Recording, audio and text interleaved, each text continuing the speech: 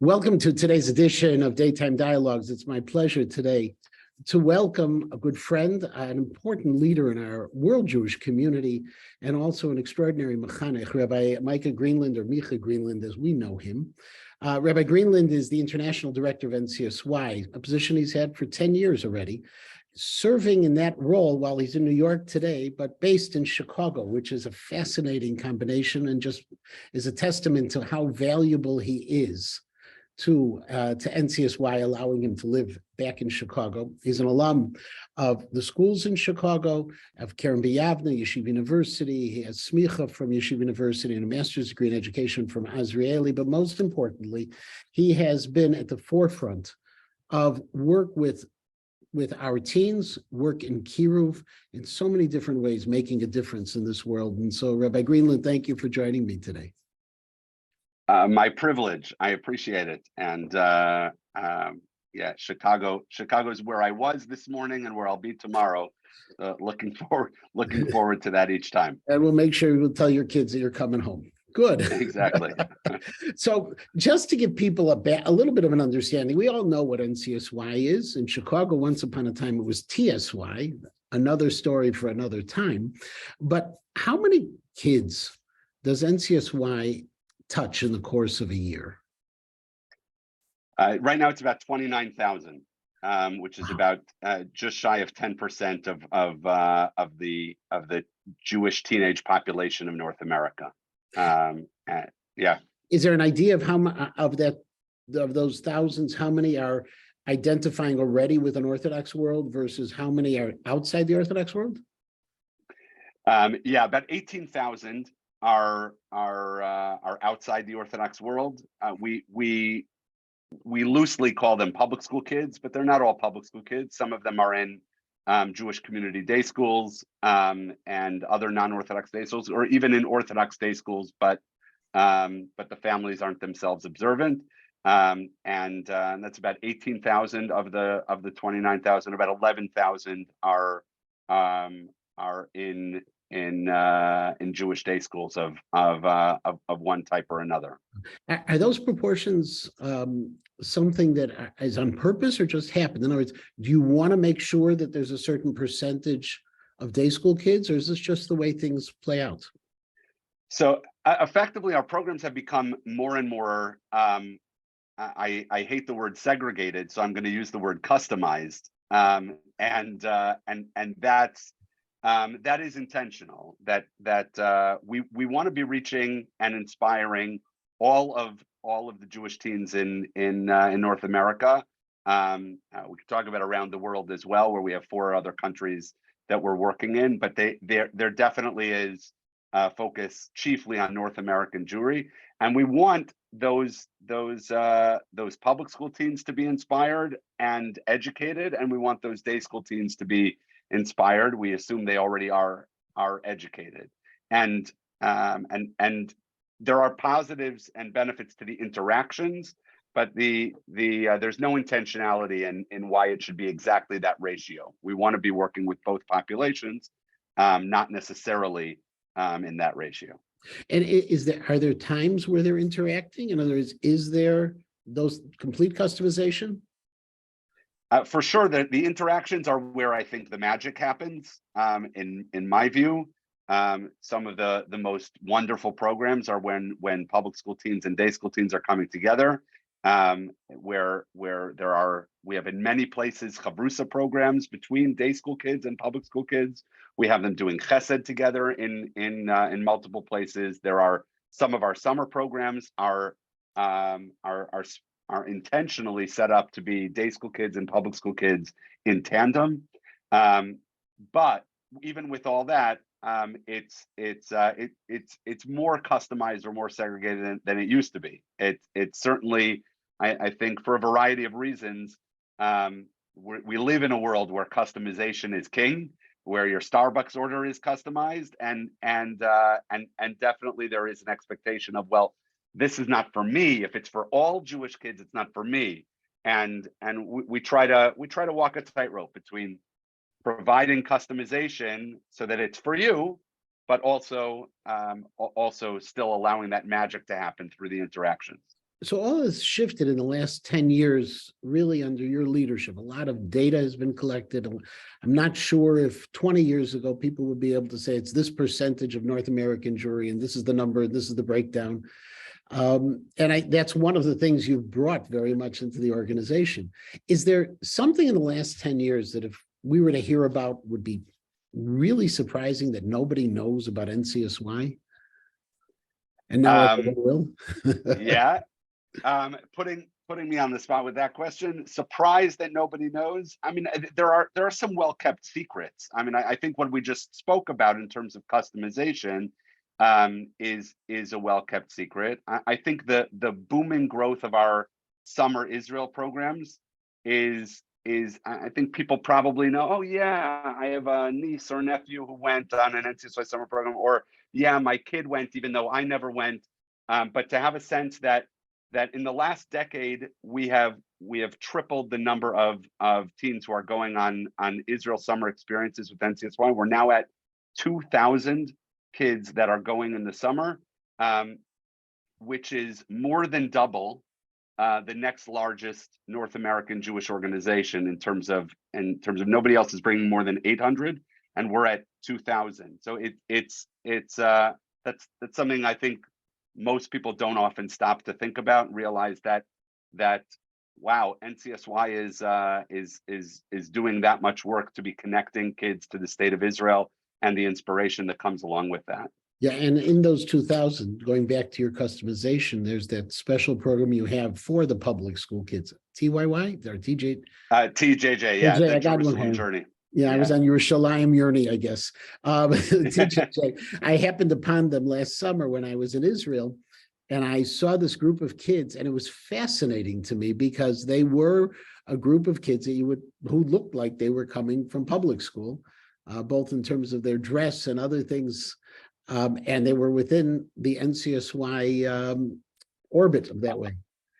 No question. And so many of our summer programs are 98% yeshiva day school students, and many of our programs are 98% public school students. And I still am, from my own youth, I'm proudest of the programs where they come together, where we have the NCSY Next Step Israel internships, where I think there were some Ida Crown kids that went on NCSY Next Step this past summer, where it's equal numbers, public school students and day school students. They're all doing internships 3 days a week in Israel, 4 days a week in Israel, and then having traveling and inspiration and chizuk and learning the rest of the time. And that's a program where I think both populaces benefit from the interaction. Certainly, the NCSY Kollel and Michlelet programs, which are learning programs, attract predominantly a yeshiva day school audience. But we have a Mechina program, basically a beginner's track for public school students in the Michlelet and in the Kollel, and it's fantastic to have public school kids effectively mainstreamed in a Jewish learning immersive environment for 6 weeks in the summer. It can be really transformative. Well, it's also there's that great day that I have heard about, Yom NCSY, which sounds to me like a special day up at Camp Mosheva, Yom this, but it's a celebration where I assume all the 2,000 come together with probably about, my guess, knowing percentages, 400 or 500 staff people. Correct, and Yachad joins as well, and the OU Israel summer camps join as well, and so it ends up being over 3,000 people that are coming together. It's probably a misnomer to call it Yom. It's really Leil, even if we're going to go with the. It's an evening of music and celebration, and that does, in fact, I think it's so mutually beneficial when the populations can come together. And kind of a kid who didn't grow up with orthodoxy being an everyday experience in their house can see that Orthodox people are not crazy or have horns, and the same thing is true that people who grew up from a frum perspective don't necessarily have an appreciation for what outside the Orthodox community kids are growing up with, and what it takes to be inspired and growing which could be really a powerful message for our own frum kids. Now, several weeks ago, I interviewed David Beshefkin, who's your director of education. So you're David's boss, if anyone is a boss, but you're David's boss. And one of the things he was talking about was that the idea of teens at risk really doesn't exist in the same way as it did 20, 25 years ago, but rather it's more the young adults at risk, the post-college when they're, for the very first time, they're out on their own. NCSY is primarily centered on high school. Has anybody thought of making NCSY for young adults, for extending it to that point? So we want to be efficient with resources. So we definitely ask that question a lot. OU JLIC is a partner organization within the OU that works on several dozen American college campuses, and chiefly focused on the Yeshiva Day School alumni. And then there are Kiruv programs that are on campuses under the auspices of Olami or Maor or Aish that are running also on college campuses. To the extent possible, we try to make an effective handoff so that they're having an inspired experience even during their college years, that they have an educator they have a relationship with, and that they're learning and that they're growing. We of course believe that nobody does it better than us. So we are tempted at times to say, maybe we should be in this space, but so far we've resisted the temptation, and we're trying to sharpen our tools in terms of making the most effective relationship handoff possible. Of course, that's challenging because relationships can't simply be handed off. If a person has built a relationship with you or with me, say, okay, now your relationship is going to be with him. It doesn't quite work. So contact information can be shared, and a warm introduction can be shared. And what we're trying to do now is bring those campus representatives more into the NCSY environment so that they're met by the teens even while they're still in high school. So it's a familiar face, but still that pipeline or that handoff is not as smooth as we wish. So we continue to grapple with the question you asked. So you're staying in that spot. Is junior NCSY still a factor? Yeah, junior NCSY definitely. That is a space that we felt that others are not necessarily in, and that makes sense for us in terms of deployment of resources. And particularly in Chicago, junior NCSY is this could be a surprise that is not known. In Chicago, we have a Hebrew school program that we run in partnership with Chicago Torah Network, and for many years it was in partnership with the ATT, called Jewish Family Experience in Deerfield, and it goes from the early primary education years all the way up through 8th grade, including bar bat mitzvah training for students. And we've seen some of the most fantastic results from the families that have gotten involved in Jewish Family Experience, where there's a recognition that we have that a teen doesn't exist in a vacuum. The teen has an environment around them: parents, siblings, community, school. And if we want the teen to be growing, even though we certainly maintain the teen years are great years to be growing, and that's why we focus on teens.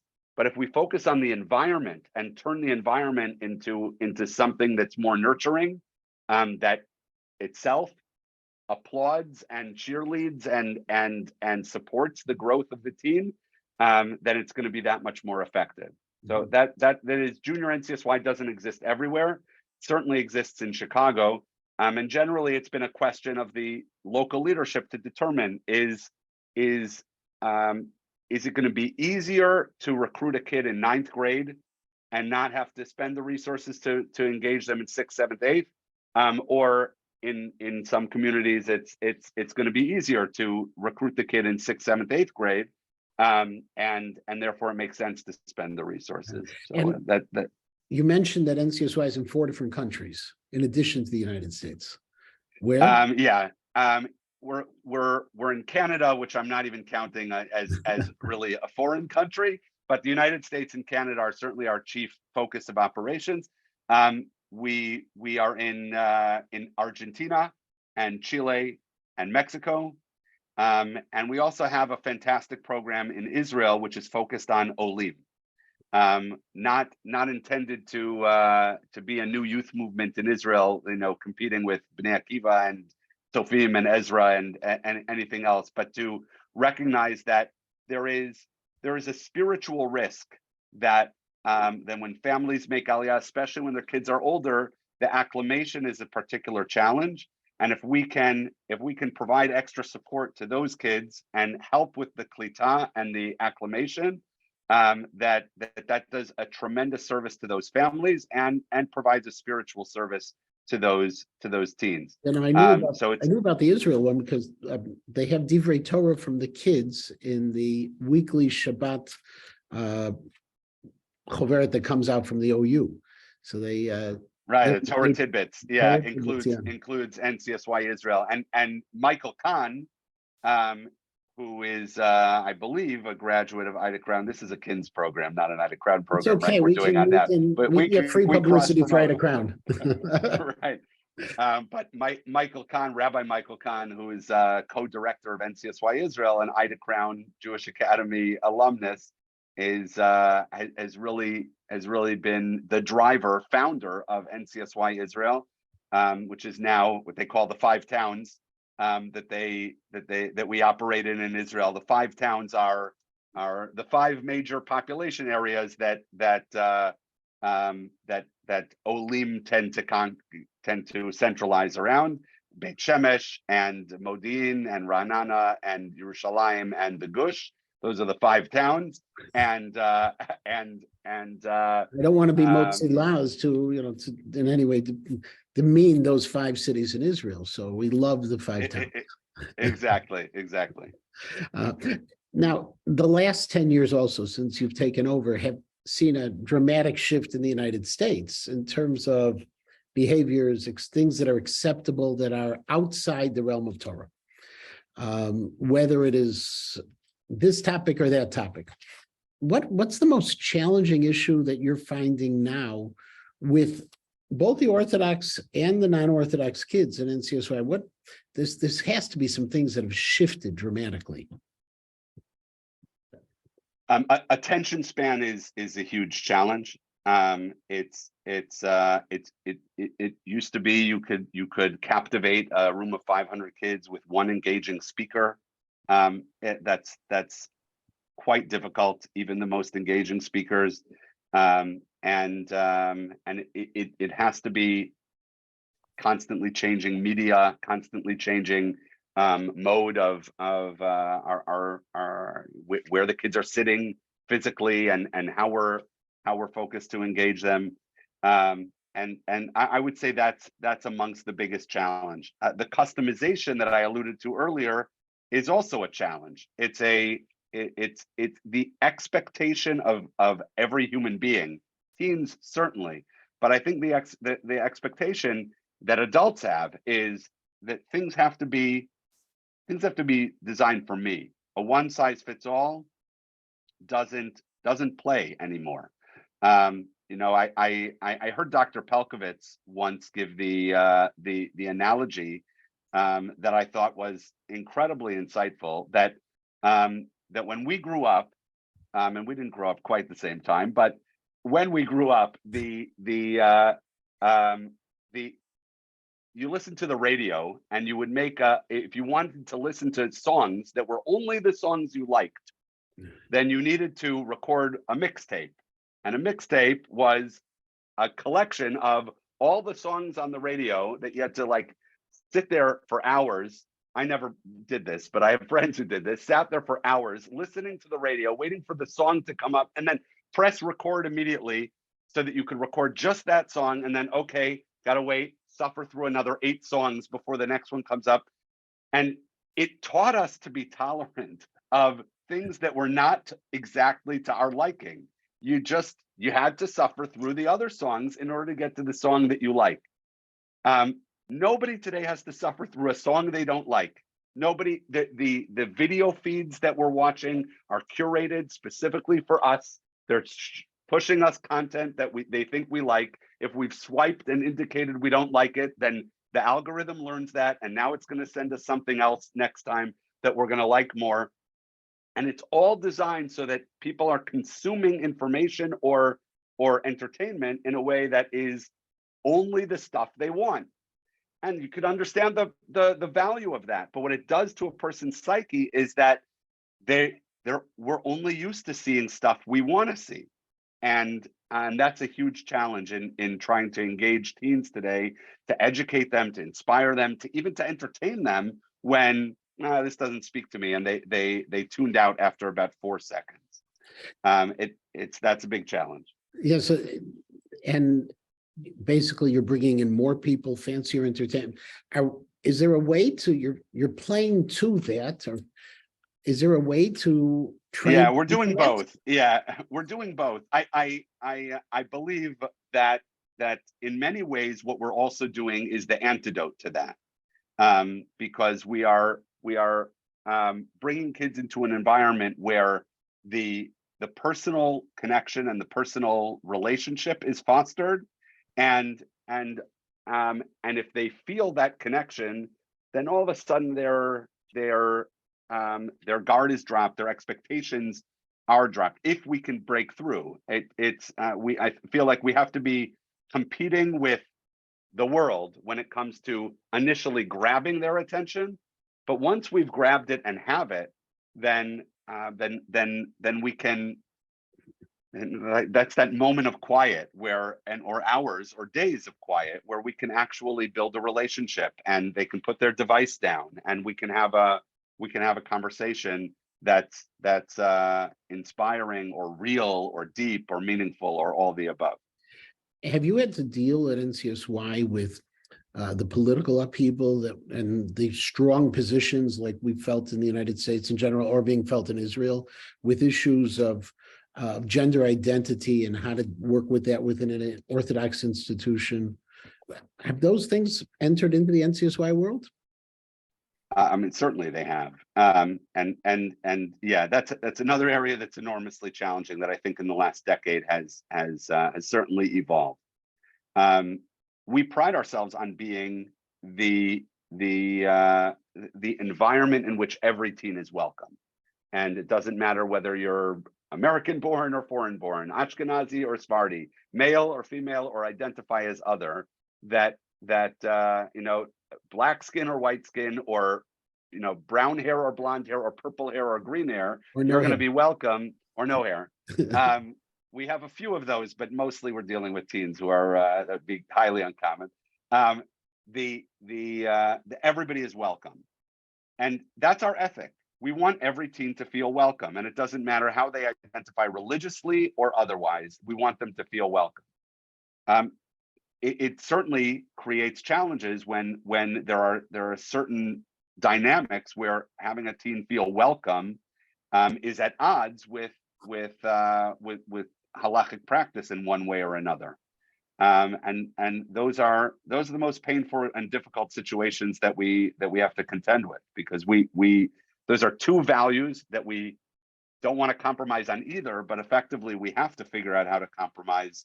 And generally we're not going to compromise our halachic principles. So it ends up sometimes meaning a teen feels alienated, even though that's the last thing in the world we'd want them to feel. But I assume as a kiruv organization, there's a little bit more latitude than sometimes you would have in a formal educational institution. There certainly is, because halachic practice is not necessarily an expectation at all of our programs. And so generally, if halachic practice is not expected, we're not davening necessarily 3 times a day on TJJ. We're not expecting all the boys to be putting on tefillin. We're not expecting that we're going to have a zimun at every meal. Then these questions of gender identity are less relevant, right? We still have questions of rooming is certainly challenging in those contexts. Rooming with boys, rooming with girls, rooming on their own. But but where halachic practice is not the expectation on a program, we can generally be more welcoming, and we're not going to contend with this issue every 5 minutes. But where halachic practice is expected, we're going to be contending with the issue every 5 minutes, and that's far more challenging. And in those kinds of issues, NCSY consults with the OU post scheme, or NCSY has their own post scheme, people who specialize with teens and with Kiruv? Great question. In that case, it's with both, and world-renowned poskim. It's one of the most challenging issues of our time. In most ordinary circumstances, NCSY has an official posek. That's Rabbi Tzvi Sobolevsky, Rosh Yeshiva at YU, and Rabbi Shul in Bergenfield, New Jersey, and we speak to Rabbi Sobolevsky routinely about all sorts of matters that come up that affect NCSY from a halachic perspective. On this issue, we consulted OU poskim in addition to Rabbi Sobolevsky. No, they're big issues. We still haven't figured out how to work with all of them yet. And if you're looking forward the next 10 years, what's going to surprise us the most? So I'm excited and also a little bit embarrassed that NCSY's online presence is not what it should be. And I'm excited to say that that's going to change over the next 10 years. When I say online presence, I don't just mean like an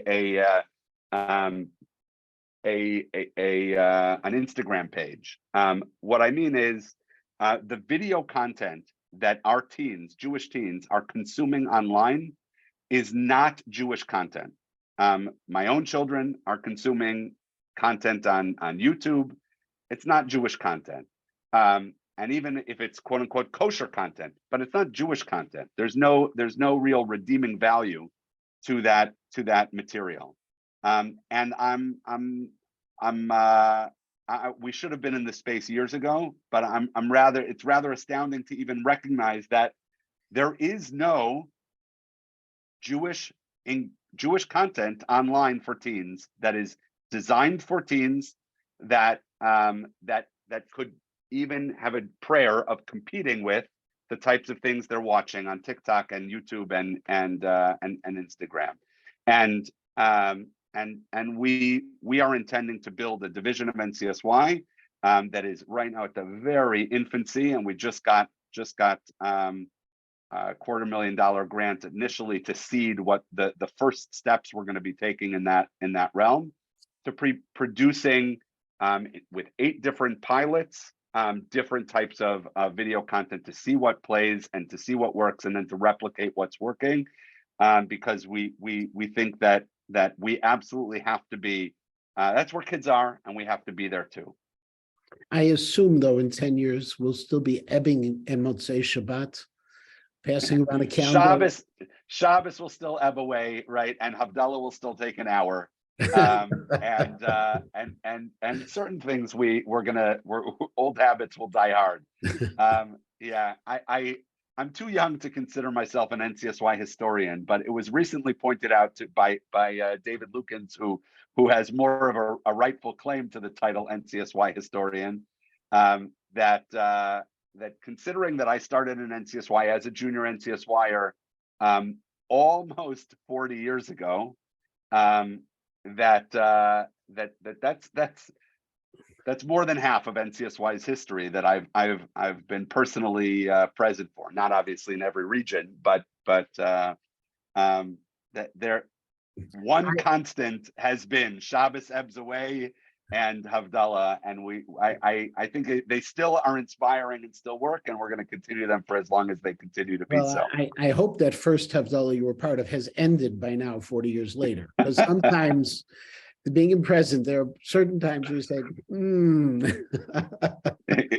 Exactly. But our time, believe it or not, is already up. I want to thank you, but I really want to tell you that what you're doing today is transformative of our community. To imagine that 10% of all North American Jewish teens have contact in some way with NCSY is a testament to your talents, to your abilities, and to your vision. And I thank you very much for your time. I look forward to you coming back to Chicago, and the two of us will get stuck in some meeting together. But Rabbi, I look forward to both. You should know we look forward to your continued leadership of Klal Yisrael. Thank you so much. Yeah, Shakar. Thanks for having me. Bye-bye.